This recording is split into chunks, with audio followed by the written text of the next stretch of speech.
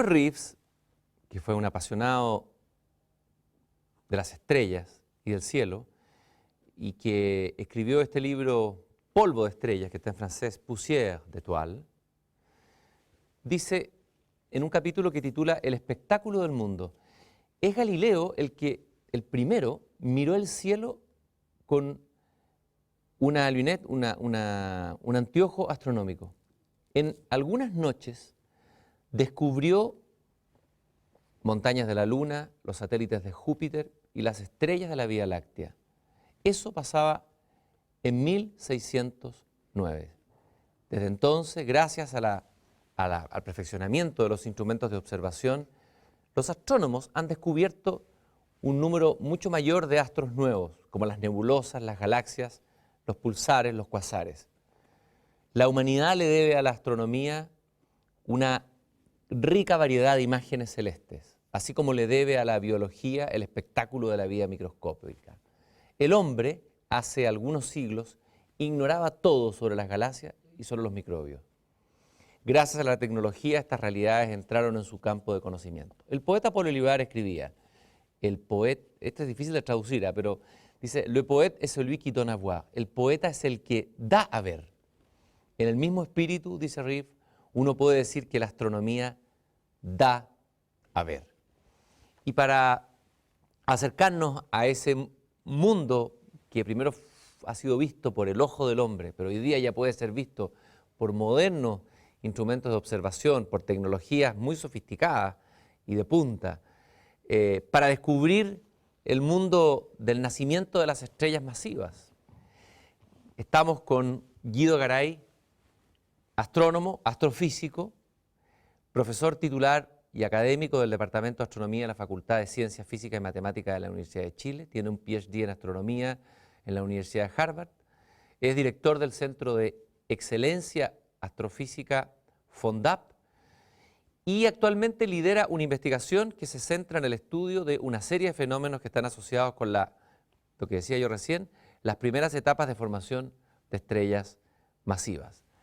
Agradezco mucho, Guido, que estés aquí conmigo en Una Belleza Nueva para iniciar nuevamente, como lo hemos hecho en otro programa con Astrofísico, una visita, un asomarse al mundo del cielo y también al mundo de esta ciencia fascinante que es la astrofísica. Gracias por estar aquí en Una Belleza Nueva. No, gracias a ti por la invitación, Cristian, por el interés en la divulgación de la astronomía.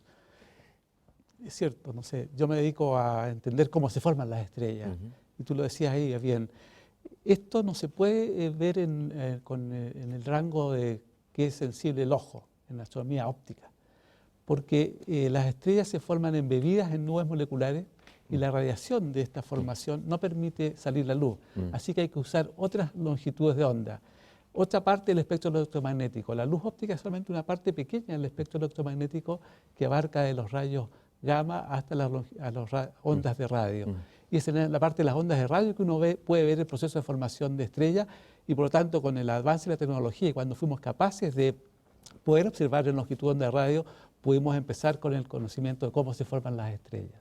Ahí hay un momento que parece importante que es en el siglo XIX, cuando se descubre que la luz es un fenómeno mucho más amplio de lo que se pensaba y se habla de la radiación electromagnética. Estamos hablando de James Clerk Maxwell. ¿Qué pasó ahí?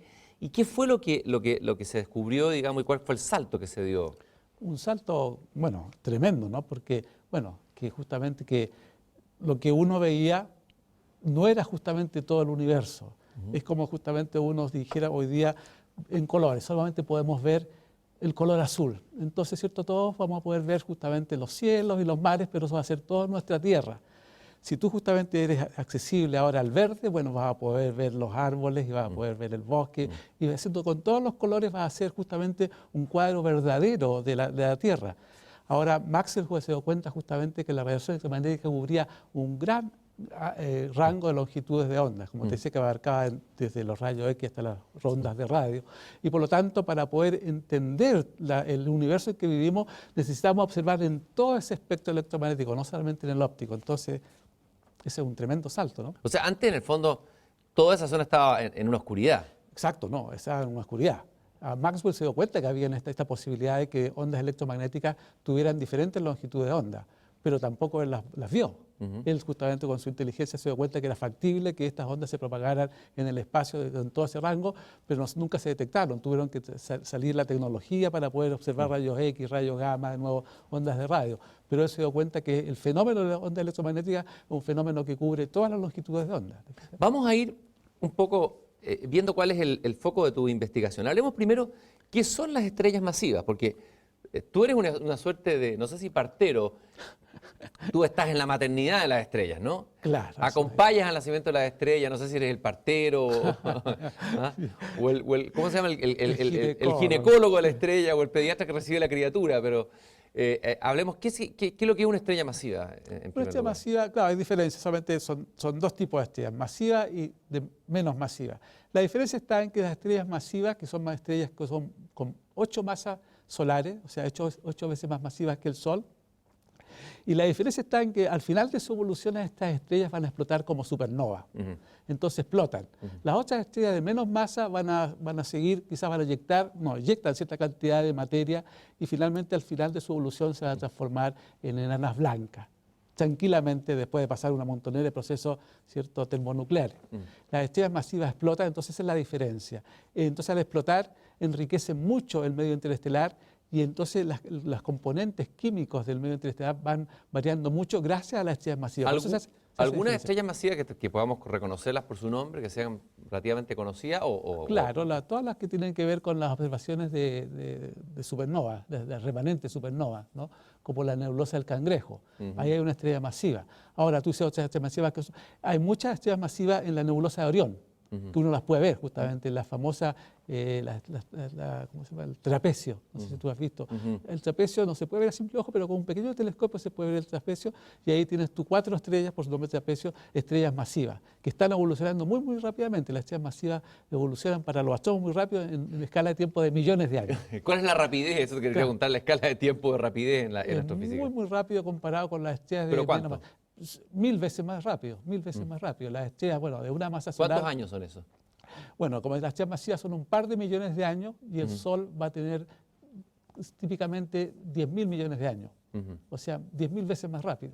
Tú hablaste de la nebulosa, es decir, estas estrellas se dan al interior de este universo, de este mundo de las nebulosas. Claro. ¿Cómo son las nebulosas? ¿Qué tipo de nebulosas hay? Claro. La nebulosa es quizá una parte final. Te digo, las estrellas realmente se forman en nubes moleculares, eso es maravilloso. Hay nubes de moléculas. Pasa que las estrellas masivas cuando nacieron ionizaron esta nube molecular y se transformó en nebulosa, que no se empezó. Entonces nebulosa ya es una cosa más caliente. Entonces la nebulosa es la etapa tardía una vez que la estrella las excitó y las iluminó. Pero la formación misma ocurre en nubes moleculares. Las nebulosas son nubes de hidrógeno. Y esas nubes moleculares son se ven negras en alguna fotografía. Es como si no hubiera nada ahí, ¿no? Exactamente, eso es lo que pasó históricamente. Esto puedo decir, me gusta un poquito de la historia ahí. Cuando uno, bueno, de hecho en estas noches de abril mira el cielo hacia la Cruz del Sur, tú vas a poder ver que hay una parte negra justamente, que es el saco carbón. Entonces la pregunta que se hicieron hace mucho tiempo atrás, bueno, ¿este es un hoyo? ¿No hay estrellas detrás? ¿O es algo más? Bueno, solamente el siglo pasado, a mediados de los 70, se demostró que estas zonas oscuras no son vacíos, sino que son justamente nubes moleculares. Son, ¿cierto? Son componentes, son elementos que están compuestos de moléculas. El principal componente es el hidrógeno molecular, pero tiene moléculas como el anhídrido carbónico, el CO, y otros como agua importante, y otros más interesantes para mucha gente, probablemente como el CH3, CH2OH, que quizás a nadie le hace clic, pero seguro que todos lo han tenido en su lengua, el alcohol etílico. Moléculas bien complejas hasta esa cantidad de complejidad, con casi 14, 15 átomos. Son en estas nubes donde se produce en ciertas partes una perturbación y se empieza a colapsar una parte de la nube y ese colapso va a dar entonces origen a una estrella. Entonces las estrellas se forman, las maternidades de las estrellas son estas nubes moleculares. Es decir, la estrella nace de un colapso. Exacto, la estrella nace de un colapso. Ese es el ingrediente principal, pero no es el único ingrediente, porque bueno, es cierto, finalmente es cierto, el Sol está en un estado de equilibrio entre la gravedad, que es una fuerza que siempre está ahí, y la fuerza que produce el movimiento de las partículas, y esas partículas son calentadas por la radiación proveniente de las reacciones termonucleares. Entonces tú tienes un equilibrio entre la gravedad y la energía termal, el movimiento de las partículas. Bueno, si se acaba con las reacciones nucleares, la gravedad va a ganar y el Sol va a colapsar, ¿cierto?, hasta una estrella, una enana blanca, una estrella pequeña. Lo mismo, si en las nubes moleculares justamente si hay una perturbación y tiene suficiente masa, bueno, la masa esa va a colapsar una estrella. Pero en el proceso de colapso, que es un proceso, bueno, bien entendido hace muchos años, ¿cierto?, varios siglos, todo el mundo decía, esto es lo que va a ocurrir, va a ser un colapso. Pero el colapso no fue tan simple. En el colapso, además, las nubes moleculares rotan. Y al rotar, ¿cierto?, y al colapsar, se forma entonces un disco. Por el principio de conservación de momentum angular. Es el mismo principio que la gente dice cuando tienes una patinadora, ¿cierto?, que está en el hielo, patinadora de hielo, y extiende sus brazos, se pone, ¿cierto?, a dar vuelta, y lo cierra y gira más rápido. Ese es el principio de conservación de momentum angular. Entonces, al colapsar, un gas que está rotando, ¿cierto?, haciendo más chico, va a rotar mucho más rápido. Y al rotar mucho más rápido va a ser entonces esa va a ser una fuerza centrífuga que va a equilibrar la gravedad y se va a formar un disco. Entonces el colapso va a ser un disco. Eso es justamente lo que se sabía hasta, yo digo, un par de siglos atrás. De hecho, eso lo pensó primero un astrónomo, ¿quién fue? Un alemán. Kant, el filósofo. ¿No? Kant y Laplace, ¿no es cierto? Kant y Laplace. Claro, La teoría Kant y de Kant y Laplace. Laplace era la teoría justamente de una nebulosa que colapsaba, formaba un disco. Eso era para formar justamente el sistema solar. Y interesante que un filósofo como Kant, que mucho lo relaciona con la crítica de la razón pura, estuviera estudiando esto. A ver, eso es Exactamente, interesante. sin duda, que él era un filósofo científico, diría yo. Justamente él decía, ¿no?, que había que, bueno, filosofar, pero filosofar con cosas reales y poder demostrarlas para finalmente llegar a una Bueno, ha filosofía. habido muchos casos filósofos científicos. Hay un momento que se produce esta decisión entre filosofía y ciencia. Y ahí se pierde algo. Exacto, sí, es extraño, porque Newton, ¿cierto?, que fue el que Newton. primero empezó, él también se llamaba filósofo, digamos, filósofo. Es cierto, yo creo que siempre pasa que, no sé, incluso ahora es verdad, hay filósofos que especulan mucho, pero quizás se necesitan filósofos para entender justamente por qué ahora, ¿cierto?, nuestro universo se está expandiendo aceleradamente, nadie sabe, y quizás venga un filósofo el que nos ilumine y nos haga ver qué es lo que es. Entonces, lo importante también el solo pensar. Por supuesto que la ciencia es cuando tú tienes un pensamiento y tienes que demostrar lo que predices con ese pensamiento sea lo que uno observa, ¿cierto? Si la teoría, si lo que pensaste, digamos, es malo, bueno, no va a servir, no va a quedar en la historia. Pero tus pensamientos, si son, bueno, profundos y serios, a lo mejor van a ser verdaderos. Vamos a despejar algo primero que va a hacer el público general. Estoy seguro que van a hacer esta pregunta, ¿no?, después de que se vea el programa. Cuando hablamos de estas regiones compactas que se ven negras, que no se ven oscuras primero, esto no tiene nada que ver con la materia y energía oscura, ¿no es así? No, esto no tiene nada que ver. Hagamos una distinción y Exacto. explicar qué es la materia oscura y la energía oscura y que esto no, que esto Ya. es... Exacto, esto es materia. Ahora, ¿por qué voy a empezar justamente? Estas son nubes oscuras. Las nubes oscuras porque justamente estas nubes, aparte de moléculas, están compuestas por granitos de polvo. Y los granitos de polvo tienen dimensiones de típicamente micrones, tiene más o menos 4 centímetros. Y estos granos de polvo, cuando viene un fotón, el fotón es como una cosa muy chiquita, su longitud de onda es muchísimo más grande, es mucho más chiquita que es como entonces tirar pelotitas de ping-pong a un ladrillo grande y esta entonces va a rebotar. Entonces los granos de polvo absorben la luz que incluso puede provenir de una protoestrella y la luz que viene del fondo de las estrellas, del background. Entonces lo que ves, pues, gracias a eso, a que el polvo absorbe esa radiación, es que vemos todo negro. No se ven estrellas en el fondo, ¿te fijas? Entonces por eso que se llaman oscuras, pero claramente son de materia. Ahora, la materia oscura es una materia que uno justamente determina por el movimiento en este caso típicamente en cúmulos globulares en las galaxias, y se ve que los movimientos son más rápidos de los que uno esperaba de contar las estrellas, de lo que uno ve, de las estrellas que uno ve, ¿cierto?, en el óptico.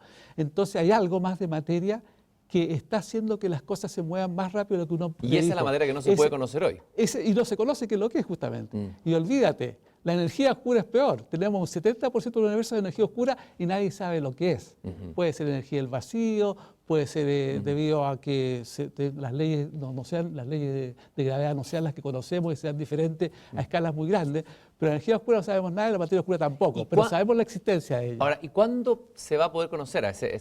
¿Qué se necesita para poder llegar a saber qué es lo que es realmente la energía oscura y la materia oscura? Interesante, pero la pregunta se necesita, yo creo que, bueno, mentes brillantes primero, pero también se necesita tecnología, ¿cierto? Para poder ver, para poder entender a lo mejor, ¿cierto? Se necesita más observaciones, pero más, como estas cosas son cosas lejanas, se necesitan instrumentos mucho más grandes que los que hay ahora. Por eso están construyendo los telescopios, ¿no? Los telescopios de 25 metros, como el ELT o los de Magallanes, y se está construyendo el observatorio ALMA en radioastronomía para poder entender en ciertos aspectos estas cosas de las Pero las cosas que no consideran. por supuesto que el desarrollo tecnológico en este caso ha hecho dar saltos grandes en la astrofísica, pero ¿no se necesita a lo mejor un cambio paradigmático, un cambio más profundo, digamos, en la ciencia misma?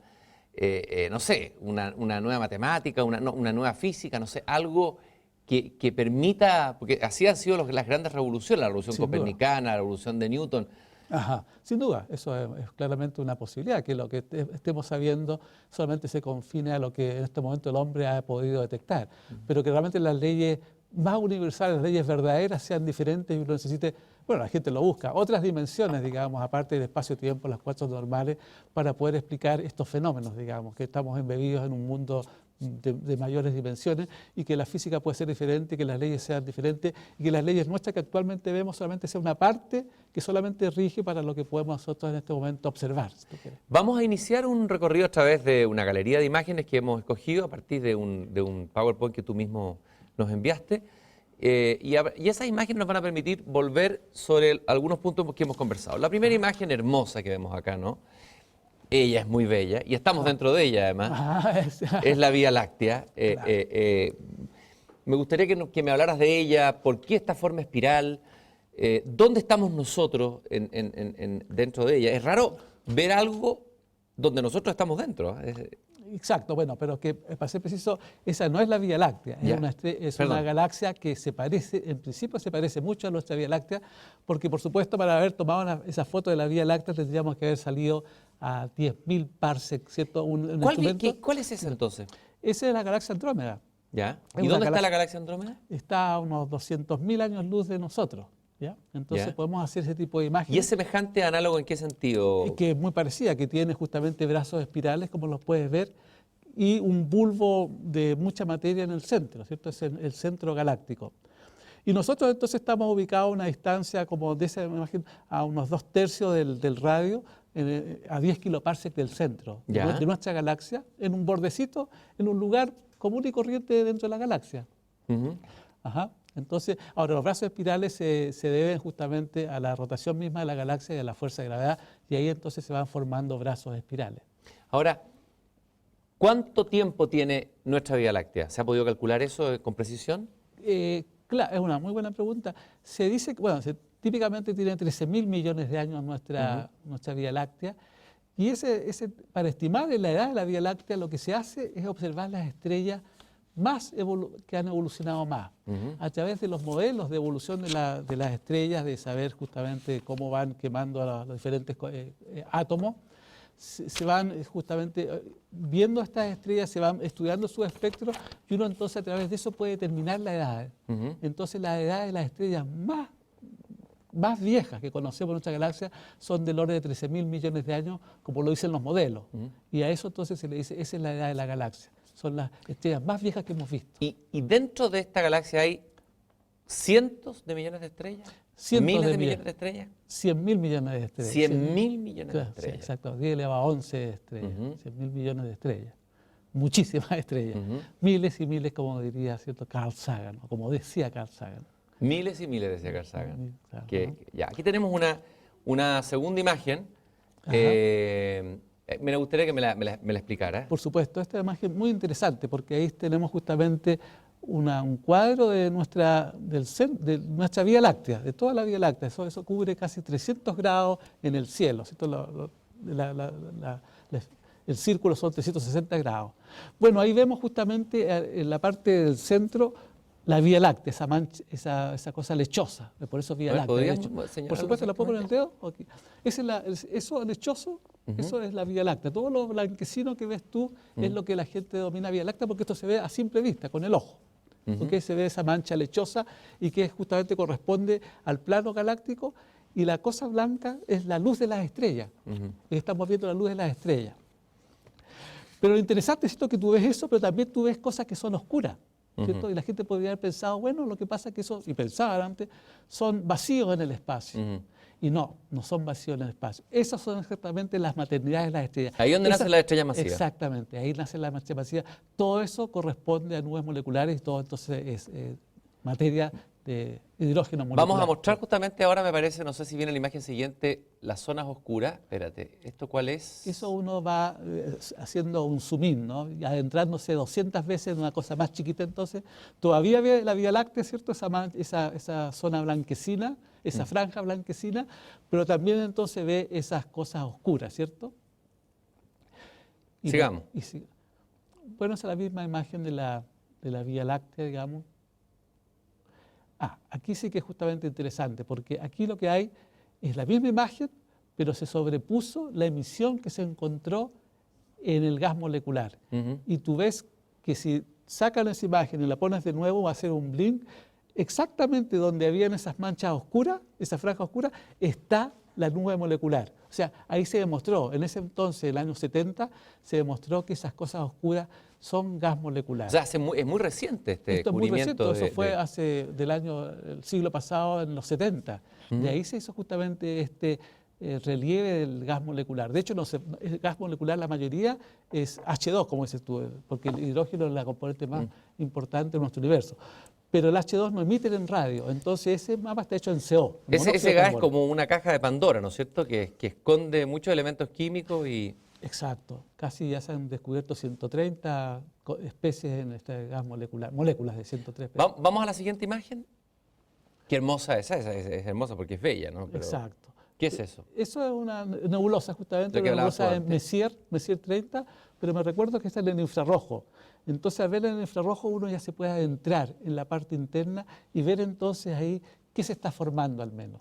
¿Y qué se está formando? ¿Qué está ocurriendo ahí? Ahí están formándose ya estrellas masivas, estrellas con masas mayores como de 8 masas solares que van a explotar como supernova, y esas estrellas emiten mucha radiación ultravioleta. Y esa radiación es la que está ionizando la nube molecular misma y la transforma entonces, en vez de molécula, ahora en un gas, digamos, ionizado. Ya está, no hay protones y electrones, ya no hay más moléculas, y lo que ves tú entonces es la emisión de ese gas ionizado, está emitiendo radiación termal. Para entender un poco, porque bueno, se ha dicho que de alguna manera lo que ustedes hacen, lo que tú haces es como ir a la casa de estrellas, o ser el partero de la maternidad de la estrella, que observa es como la ecografía. Claro. Tú puedes llegar a una suerte de ecografía, así como hay ecografías del bebé, hay ecografías de estrellas. Exactamente, ¿no? Exactamente, sí. Y aquí justamente a lo mejor esto lo ilustra muy bien. Esta es una imagen en el óptico de la nebulosa de Orión, esta nebulosa, unas más cercanas regiones de formación de estrellas masivas, a 450 parsecs. Y ahí tú ves, ¿cierto? No ves nada, pero ves cosas negras. Y si tú haces, no sé si vendrá después, una observación en el infrarrojo, una ecografía, justamente ir al infrarrojo, tú vas a ver algo muy impresionante. O sea, veamos, todavía antes del infrarrojo no vemos... Nada, yo diría un par de estrellas, o sea, hay una estrellita ahí, hay dos y el resto... exacto, no se ve eso nada. es lo que es gas, son gases. Es gas, exactamente, es el gas. Es gas ahí. Y luego, la imagen infrarroja debería venir ahora, si no... Exacto. Ahí estamos. Ahí estamos. ¿Qué pasó ahí? ¿Qué pasó? Que aquí en el centro, si tú quieres. Exacto. Aquí en el centro, en la imagen óptica no se veía nada. Y aquí ves una tremenda, ¿cierto?, emisión en el infrarrojo de este objeto, digamos. Y esa es una protoestrella. Está emitiendo mucha radiación, ¿cierto?, y que está emitiéndose en el infrarrojo y que justamente debido a la presencia del gas no se puede ver en el óptico, porque toda la emisión de esa estrella está siendo absorbida. Ahora, tú hablas de protoestrella, significa que es un paso intermedio entre lo que había antes y la estrella. Exactamente. No es todavía una estrella. No es todavía una estrella en el sentido de que todavía puede estar acretando material. ¿Okay? La formación misma, el proceso de formación se demora un par de millones de años. De hecho, para estrellas de baja masa y para estrellas de alta masa se puede demorar 100.000 años. Yo hablaba de las maternidades de las estrellas masivas y aquí tenemos los núcleos densos y masivos que dice son las maternidades de estrellas masivas. A ver, explícanos un poco. Ahí tienes justamente un núcleo denso y masivo en la imagen de la izquierda, tú ves una cosa negra, ¿cierto? Claro. Como, como Eso, una ¿no es absorción, exactamente. Ahí. Lo de atrás es radiación infrarroja que viene del plano galáctico, de toda la emisión del plano galáctico. Y de repente tú ves algo en silueta, te fijas que no pareciera que no hubiera nada. De nuevo, una cosa blanca, una cosa oscura, pero oscura en el infrarrojo. Eso significa que esa región está incluso absorbiendo la radiación infrarroja. Significa que hay muchísima cantidad de materia ahí que es capaz de hacer eso. Entonces son cosas muy, muy densas, con muchas columnas de densidad y muy alta densidad, que están ahí. Y ahí en esas regiones más densas es que se forman las estrellas masivas. ¿Okay? Y justamente después de ver eso, hay un telescopio espacial de Spitzer que trabaja en este caso de 4 a 8 micrones. No se puede hacer esas observaciones de la Tierra porque la radiación infrarroja la estamos emitiendo nosotros. ¿Cierto? Si por la ley de ley de Planck. ¿Cierto? Que el máximo de nuestra emisión a 300 grados grados Kelvin en el infrarrojo. Entonces nosotros no podemos hacer observaciones desde la Tierra porque estamos contaminando con todo nosotros. Solo se puede hacer desde el espacio. Desde el espacio. Y ahí que desde el espacio se veía justamente en esta paternidad estelar que ya se estaban formando las estrellas. Yo en un documental que vi muy hermoso donde aparece José Massa, que ha estado también aquí en el programa, aparece él mostrando un telescopio y casi con nostalgia, hablando de estos telescopios que ya no se usan, ¿no es cierto? Exactamente, Le sí. sentí casi como un reclamo del astrónomo nostálgico. Ya. Porque hay un romanticismo en el telescopio. Claro. Hay también un romanticismo en el infrarrojo, o sea... Ya no realmente. No, yo más bien hago astronomía de radio, pero te digo definitivamente no, porque es complicado. Ahora el telescopio que viene ahora, que está recién en operación del año pasado, el ALMA, son 66 antenas que observan al unísono un mismo objeto y a través de la radiación que detectamos de estos objetos y que podemos entender los procesos físicos. Pero es imposible que vayamos y entonces todo esto se hace con computación. Y ahí ya no mucho está el antes. astrofísico solo con su Exacto, telescopio no, recabando el material, ¿no es cierto? Uno hace Tiene que hacer cola para esperar la información, ¿no es Primero cierto? eso es que te den tiempo, que tengas una buena propuesta y segundo tienes que mandar, digamos, el esquema del tipo de observaciones mucho antes, digamos, tienes que mandar se llaman los bloques de observación. Ok, computadores, por favor, apunte a este objeto por 5 minutos en tal frecuencia, pero tú lo dices mucho antes, no tienes posibilidades tú de estar ahí y hacer cosas en el computador. ¿Y no se pierde algo ahí? Yo creo que sí se pierde, en el sentido que dices tú, el romanticismo, pero bueno. ¿Pero solo el romanticismo Es que significa, uno tiene que ver justamente, tiene que pensar, si tú quieres, mucho antes, qué es lo que tienes que ver, qué es lo que será lo mejor hacer. Es cierto que se pierde la posibilidad que de repente haya una cosa nueva. Bueno, el azar. Y muchos Exactamente. descubrimientos de la astrofísica han sido el azar. Sin duda. Ciertas sin enanas duda. blancas, yo sé que se han Exacto, descubiertas. máseres de agua, máseres de otro tipo, muchas cosas al azar. Entonces es factible. Pero capaz que el azar esté en los datos mismos y tú al final cuando los reduzcas veas y puedas tener otras cosas. O sea, algo que no te esperabas. Tú acabas de decir que tu área es la radioastronomía. Ajá, Hablemos sí. un poco de eso. ¿Qué es lo que es la radioastronomía? Bueno, la radioastronomía, ¿cierto? Como dice su nombre, es para poder observar longitud de onda de radio. Yo tuve la suerte cuando me estaba doctorando en los Estados Unidos, en ese momento se estaba poniendo en línea el telescopio que se llama el Very Large Array, el arreglo muy grande de telescopio, que son 27 antenas puestas al unísono en 21 kilómetros de diámetro, un área de 21 kilómetros de diámetro. Y eso, porque con esos telescopios de nuevo uno abre una nueva ventana en ese momento y además de eso puede tener una resolución angular muy, muy chica. Entonces era un telescopio fantástico y a mí se me ocurrió, y a mi profesor guía me dijo, bueno Guido, ¿qué te parece si tú empiezas a ver qué pasa en el Universo de Orión con respecto a por ahí mi interés con respecto a formación de estrellas, podemos ir más profundo? Bueno, dije yo, y escribimos una propuesta para mi tesis y me acuerdo de haber detectado 27 nuevos objetos en el Universo de Orión que eran estrellas justamente en formación, gracias a que justamente que en ese momento estaba el VLA. No es para que sea más inteligente o menos inteligente yo, sino que había una ventana, había un telescopio nuevo que me permitía entonces entender este proceso. ¿Cómo partió tu enamoramiento del mundo estelar? ¿Es verdad que un viaje al sur, mirando los cielos cuando eras niño, cuando joven? ¿Cómo fue Exactamente, sin duda. Me acuerdo cuando iba con mi padre al sur, bueno, cerca de la cordillera, uno levantaba la cabeza y veía otro universo que el que ve en Santiago, incluso ahora está 10 veces más contaminado todavía. Y me acuerdo que mi padre sabía mucho todas las cosas, pero me acuerdo que haberle preguntado algunas cosas y no me contestó algo, no me dejó claro lo que yo le estaba preguntando. Dije, que hay un nicho para aprender. Pero realmente cuando verdaderamente dije, esto es lo que voy a hacer en mi vida, esto es lo que quiero hacer al menos, era cuando mi profesor de matemáticas del Instituto Nacional, el profesor Alfonso Bravo, nos dijo, venía llegando de Puerto Rico, dijo, niños, estuve en un radiotelescopio del Arecibo, dijo, y me di cuenta que uno puede ver el mundo en otras longitudes de ondas que no es capaz de uno ver con el ojo. Y ahí yo dije, esto es lo que quiero hacer, realmente poder usar unas nuevas cosas, irme de lo que veo todo cotidianamente y quizás estudiar el universo en otras longitudes de onda. Realmente ahí me hizo clic y yo diría desde los 12 años que O sea, hoy día el ojo del hombre, el ojo de los científicos son digamos, ¿cómo se llama? todos los instrumentos nuevos que tú puedes hacer claramente, el desarrollo tecnológico. Ahora el ojo, de nuevo, nuestro ojo por suerte, perdón, abarca desde los rayos gamma hasta las radioondas, justamente. Vamos a volver a ver algunas imágenes acá. Bueno, entre los elementos que aparecen o los fenómenos que están asociados a la formación de estrellas masivas están, entre otras cosas, estos chorros ionizados. ¿Qué es lo que son estos chorros ionizados y qué importancia tienen? Un poquito de historia te voy a hacer para estos chorros ionizados. Como te decía al principio, el ingrediente fundamental es la gravedad, y la gravedad, cierto, por su manera de ver, va todo a ser colapsar hacia el centro. Y eso es lo que la gente decía, bueno, va a haber un colapso con una rotación, con un disco, y ahí se va a formar la estrellita. Pero había un problema, de hecho, con el momento angular de este disco. Porque al estar en el momento angular, entonces tú vas a terminar finalmente que la materia va a quedar dando vuelta alrededor de un núcleo central y nunca entonces debido a eso va a poder crecer en masa la estrella central. Entonces no deberíamos tener estrellas de masa de altas masas, porque todo el material va a continuar. Entonces había un problema realmente, había un problema, se llama el problema del momento angular en la formación de la estrella, porque estaba ahí. Y a nadie, teóricamente, a nadie se le ocurrió que en el proceso de formación estelar, que es un proceso de colapso de gas, hay eyección de materia, y ahí tú la tienes. ¿Y esa eyección de dónde viene? Viene de la misma protoestrella, del mismo disco, pero es producida por la presencia de campos magnéticos.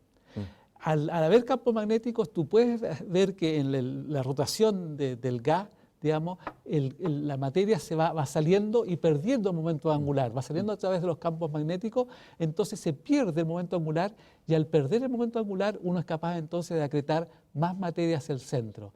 Entonces los chorros son lo interesante, no fue predicho teóricamente, pero resolvió el problema de cómo se forman las estrellas. Y eso es única y exclusivamente observacional. De repente alguien observando la formación estelar se dio cuenta de la presencia de estos chorros que tú la ves, son gas muy, muy colimado, de gas que justamente que está cerca de la protoestrella. No se sabe todavía, no se sabe si el gas sale realmente de la superficie de la estrella o bien de la parte interna del disco, y para eso justamente están construyendo ALMA. ALMA va a proveer la resolución suficiente en unidades astronómicas para poder determinar de dónde salen los vientos. A ver, el proyecto ALMA del que se ha hablado mucho, que es una nueva, inesperada como ventana que tenemos del espectro electromagnético para todo tipo de estudios científicos, sobre todo de astrofísica. ¿Cuáles son los saltos que te imaginas tú o se imaginan los astrofísicos que van a ocurrir en los próximos años una vez que esté operando ALMA? ¿A qué fronteras vamos a llegar, digamos? Claro, bueno, yo creo que ALMA se ha construido, primero de todo, ALMA va a observar en el rango de astronomía submilimétrica, típicamente entre los 50 GHz y 1000 GHz, o en longitudes de onda son de los 7 milímetros a los 0.3 milímetros, o sea, submilimétricos. Eso, primero de todo, abre una ventana nueva. Ahora, gracias a la resolución angular que tiene este arreglo de telescopio, la resolución está dada por la distancia a la cual están las antenas, uno entonces va a tener una resolución 100 veces mejor que la que tú tienes en el óptico, incluso con el telescopio espacial. Entonces tú vas a ver cositas 100 veces más chicas. Entonces tú te vas a adentrar en los procesos que ocurren cerca de la formación de las estrellas, que no lo sabemos, la verdad es que no lo sabemos. Vemos los chorros, vemos los discos, pero no entendemos todavía qué está pasando con la física. Es muy complicado porque son problemas lineales, son problemas muy complejos, y cuando tú tienes más información puedes hacer un mejor cuadro. Pero eso es una parte. También justamente ALMA va a ser capaz de ver cómo se forman las galaxias, va a poder adentrarse, ¿cierto?, a las primeras etapas de la formación de las galaxias y ver cómo se forman ellas. Quizás va a poder ver cómo se forman las primeras estrellas en nuestro universo, ¿no? Una vez, cosas muy masivas. Pero también va a poder ver, quizás, bueno, no sé, quizás, ojalá, ver a lo mejor la existencia de moléculas prebióticas, ¿no? También acercarse un poquito. ¿Cuáles son las moléculas prebióticas? Las moléculas prebióticas son justamente, tú sabes, los aminoácidos. Los aminoácidos son los componentes fundamentales de las proteínas, que son lo que dice que van a dar origen a la vida. La molécula prebiótica, una de las más conocidas, la que la gente quiere observar, es la glicina, porque es la más simple de todas. Y esa todavía no se ha podido detectar, o sea, no se ha podido detectar aminoácidos. Pero ALMA es factible que detecte aminoácidos, porque va a poder observar muy cerca en los discos. Pero nadie todavía ha detectado todavía esas moléculas. ¿Y qué consecuencia tiene eso en términos de qué nos abre ahí? ¿Qué se abre ahí? Claro. Bueno, dijiste, o sea, que se abre algo muy grande, ¿eh? Claro, se abre justamente la astrobiología, ¿no? Ah, la astrobiología. Exactamente, ¿no? Es factible que entonces que la astronomía y la biología se unan para poder ver quizás cómo se formó la vida en nuestro planeta. Y la vida, bueno, tú sabes, hoy por hoy ya hay muchísimos planetas que estamos conociendo, más de 500 hoy día.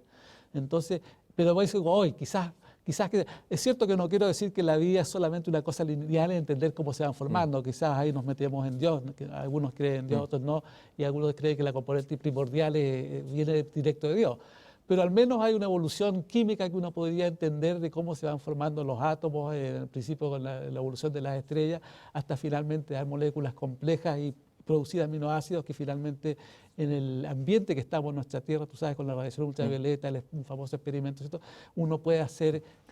o sea, de la astrofísica pasaríamos a la astrobiología. Exactamente, sí. Tratar de entender, impresionante. Impresionante, exactamente. Impresionante tratar de entender de dónde venimos realmente, ¿no? Esta imagen de acá. Esta imagen es una nebulosa de nuevo. Aquí tenemos, es una parte de Orión, me imagino esta. Tú aquí tienes justamente las estrellas, las más brillantes son estrellas de nuevo que están emitiendo mucha radiación ultravioleta y están ionizando. Esto es gas ionizado, en azul es gas ionizado. Pero los fotones se acaban, entonces aquí tú tienes justamente que estas son las nubes moleculares. Está ionizando solamente, te fijas, una parte y aquí tienes la cáscara de nube molecular que no ha sido ionizada y es factible que aquí, cuando uno ioniza, tiene mayor temperatura. Mayor temperatura significa que tiene mayor presión. Y empuja el gas molecular y es factible que ese empuje permita formar una nueva generación de estrellas. Entonces ahí tenemos eso. Quizás ahí van a estar formándose las próximas estrellas en esa nube molecular. O sea, las estrellas se están formando permanentemente. Continuamente, sí. O sea, el universo está más cerca de lo que planteó Heráclito, el presocrático, la imagen de la vida como algo fluyente, cambiante, donde Exacto. hay puro cambio. Así es. No hay nada estable en el universo. Exactamente, ¿no? El universo es todo dinámico en las escalas del universo, no en las escalas de nosotros, del ser humano. Pero sin duda, las estrellas, eso es muy interesante, porque como tú me preguntaste antes, la edad de la galaxia son 13.000 millones de años. Y la edad, lo que se muera la supernova en explotar son típicamente un par de millones de años. Si hubieras formado solamente esta al principio, cuando se formó la galaxia, ya no tendríamos ninguna supernova. Sin embargo, las vemos explotar hoy día. La gente busca, caza supernovas. Ahí José Massa y Mario Muy caza supernovas. Entonces, esas supernovas se formaron solamente un par de millones de años atrás. Entonces, la conclusión lógica es que las estrellas se están formando continuamente. ¿Y aquí, esta otra imagen? Bueno, eso Esa es otra nebulosa. Otra hermosa nebulosa. Otra hermosa nebulosa. Justamente es más hermosa porque tiene mucho colorido. Emiten en el oxígeno, emiten en hidrógeno ionizado, el rojo es H-alfa, el verde es oxígeno. Pues estas son nebulosas, pero ya serían las etapas más tardías de la formación de la estrella, cuando ya la estrella ya tiene la suficiente luminosidad y es capaz de causar un gran daño en su medio ambiente. De hecho, hay vientos estelares y la radiación ionizan esto y todo se empieza a expandir ya. ¿Vamos a la siguiente? Esa es otra linda nebulosa, pero ahí tiene el punto, ¿no? Que tú tienes la nebulosa, el gas lo que se muestra en rojo es hidrógeno ionizado. Esto también es con menos grado de ionización, que es oxígeno 3. Pero aquí tú ves justamente estas cositas que están, estas como filamentitos, ¿no? Esos son materias de gas molecular que todavía no ha sido ionizado, porque quizás son muy densos. Y es ahí donde se forman las nuevas generaciones de estrellas. Entonces ahí se van formando las nuevas estrellas. Entonces aquí tiene todo un completo, un cuadro. Todo es, como muy bien dices tú, esto es dinámico. No es que hay una cosa formada solita y ahí se acabó. Es todo muy complejo, se forman un cúmulo de estrellas. Las estrellas no se forman nunca aisladas, sino que se forman en cúmulo y además secuencialmente. Hay una generación, después viene la otra y así sucesivamente. Hemos hablado, a ver, tú te has especializado, hablamos de estos fenómenos que van asociados a las primeras etapas de las estrellas masivas. Hablamos de estos jets ionizados, ¿no es cierto? Ajá.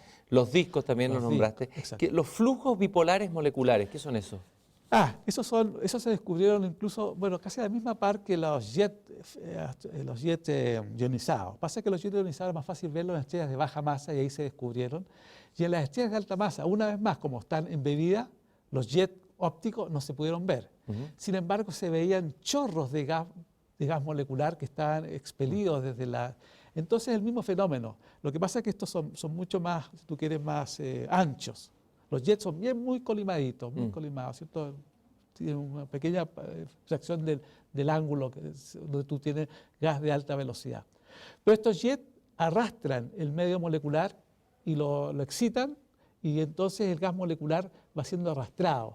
Y ese gas molecular es el que se vio justamente como los chorros. Entonces, las estrellas masivas, lo primero que se vio fueron estos flujos moleculares, que son flujos de típicamente 50 a 100 masas solares.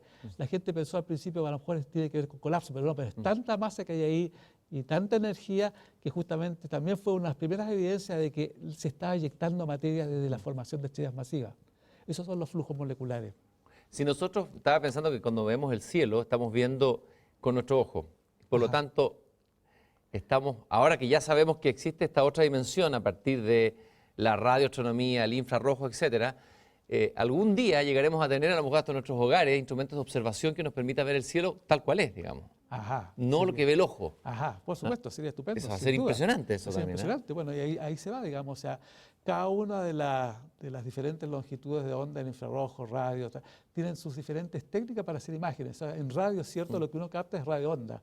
El ojo o el ser humano no puede captar eso. Sin embargo, los instrumentos lo captan y finalmente, haciendo una matemática, hace uno una imagen de eso. Y a lo mejor tengamos finalmente unos aparatos que nos hagan imágenes en cada uno de estos. Y si uno compara el cielo visto por el ojo humano y el cielo visto por los instrumentos más modernos de observación en infrarrojo, ¿cuál es la diferencia entre si hubiera que dar una característica? Uno es más estático, el otro es más dinámico, uno... Claro, yo diría que el óptico es más estático. Pero como te decía en la analogía antes, con todos los otros instrumentos tú tienes un verdadero miramiento de un cuadro de todos los colores, ¿no? Un cuadro de Miró, de Monet, que es el que más me gusta a mí. Si en el óptico solamente verías la pinturita blanca a lo mejor. Y si tú tienes todos los instrumentos vas a ver el verdadero, ahí los nenúfares y apreciar la maravilla del universo, ¿no? Vamos a la siguiente imagen, a ver si aparecen más nenúfares. Esa es una nube molecular. Claro, eso es lo que se creía en el año nada menos que en 1980. Hace poquito. Hace 30 años atrás, exactamente. Que había una nube molecular y que finalmente en el centro se producía una perturbación y todo colapsaba. Eso es el cuadro que había en 1980. Eso era una creencia. Ese era el modelo, exacto, una creencia, exacto. No había todavía la existencia de estos chorros, estos discos, exactamente. ¿Vamos a la siguiente? Bueno, ahí tenemos el 2009, 30 años de observaciones. 30 años de observaciones nos demuestran lo siguiente, que en esa formación, en esa misma cosa que antes, en el colapso mismo hay todavía acreción, pero la acreción es hacia un disco. ¿Qué es lo que es la acreción? Acreción es la caída. La caída, el colapso. Material, exacto, el colapso. ¿Ya? Entonces la acreción, materia está cayendo hacia el centro en un disco, ¿cierto? Que es lo que se muestra en verde ahí. Pero de este disco también entonces sale un chorro de gas ionizado, que es lo que se ve en celeste, que son los jets, y los jets van llevando y arrastrando al medio molecular y son produciendo los flujos moleculares que en los cafecitos. Y finalmente, cuando los bordes, las partes externas de los jets chocan con el medio molecular, se forman los famosos objetos Herbig-Haro, que fueron los objetos que, quizás fueron los objetos que realmente empezaron a decir que a lo mejor existían chorros. Eso fue en los años 1950 realmente, que Herbig-Haro, que eran dos astrónomos, uno en Estados Unidos y otro en México, Haro, descubrieron unas nebulosas que en principio no tenían estrellas, no tienen estrellas, de hecho una nebulosa, pero sin embargo ellos la veían estable. En principio, como no tenían estrellas, se iban a apagar muy rápidamente, en orden de una decena de años, pero estaban ahí. Entonces estos objetos además se movían. Y eso justamente nos llevó a entender que esos son justamente la interacción de estos chorros con el medio ambiente y va empujando el medio y se van produciendo esos objetos Herbig-Haro. Y ahí está la verdadera primera parte, la primera semilla de entender la formación. De esta investigación, ¿qué es lo que a ti más te emociona como astrofísico? ¿Te sorprende todavía? ¿Te produce una sorpresa y te moviliza? Porque uno tiene que estar movilizado por una pasión para seguir insistiendo en esto. Exacto. Lo sorprendente no es un cliché, lo fantástico, bueno, primero que todo es ver que a la gente no se le ocurrió teóricamente, sino que uno tiene que observar primero que todo. Eso lo encuentro, entonces yo siempre quiero observar cosas para aprender cosas nuevas y quizás uno después tiene que poner su astrofísica, su matemática y poder modelarla e interpretarla. Eso es la primera cosa que me lleva. Bueno, y como dice todo el mundo, cada día yo me doy cuenta que soy cada vez más ignorante, porque cada día aprendo que no sabía lo que el día anterior ni siquiera lo pensaba, ¿te fijas? Entonces uno cada vez va siendo más ignorante. Pero lo bueno es que cada vez tengo más instrumentos para poder resolver esa ignorancia y tratar de dar Ahora, respuesta. cuando uno está en la ignorancia, o la docta ignorancia, diría los místicos negativos, porque esa ignorancia te lleva a abrirte, porque si uno cree que sabe, no se abre a lo nuevo. Exacto. ¿Cuáles son las preguntas importantes en tu disciplina o en tu área, las preguntas que están ahí y que no podemos todavía responder? Ajá. Bueno, justamente, ¿cómo se coliman estos chorros? Los vimos ahí muy colimados, ¿cierto? Altamente en una pequeña fracción del cielo. Esa es una pregunta que no se sabe justamente cómo se coliman esos objetos, entonces es una pregunta que esperemos responder con alma. También creo que es importante eso, lo de la astrobiología, es ver justamente hasta dónde, qué tipo de moléculas complejas se pueden formar en las nubes moleculares. Solamente llegamos hasta cierta cosa, hasta cierto nivel de complejidad de moléculas, o hay cosas mucho más complejas, hasta proteínas podrían ser, ¿no? Esas son unas preguntas interesantes en mi área. También el colapso mismo. No se sabe realmente ahora cómo se forman las estrellas, porque vimos nosotros que yo te dije habían estos glóbulos, pero ¿dónde ven esos glóbulos? Esos glóbulos, ¿cierto? Estamos en un universo, como muy bien lo dices tú, dinámico. ¿Cómo se formaron? Y la verdad es que no tenemos mucha idea. Hoy por hoy las observaciones muestran de forma muy fantástica que el plan de nuestra galaxia está formado por filamentos. Y los filamentos se forman quizá cuando tú tienes dos frentes de choque que están interactuando, y quizás justamente, y en esos filamentos que tú cuando haces filamentos, hay unas perturbaciones, esos filamentos se fragmentan y se fragmentan en el núcleo. Y esos son los núcleos quizás que estamos viendo. Pero no sabemos, realmente no sabemos por qué tanta turbulencia en el medio interestelar y cómo se llega entonces a la formación entonces de estos glóbulos. Entonces hay dos cosas, una macro y una cosa micro. O sea, uno podría decir que en astrofísica es más lo que no sabemos que lo que sabemos. Sin lugar a dudas, sin lugar a dudas. Eso lo me cago. Y eso no te produce, uno produce como una suerte de vértigo, ese vértigo que sentía Pascal, que lo citaba con todos los astrofísicos acá, ese como ante algo que nos excede, porque el astrofísico trabaja, así como el que trabaja en la microbiología, qué sé yo, que investigando los microbios, en un universo más pequeño al interior del hombre, el astrofísico trabaja en la inmensidad, o sea, es la ventana a esta... A ver, ¿qué vértigo? ¿Produce un vértigo metafísico estar en contacto permanente con esa realidad?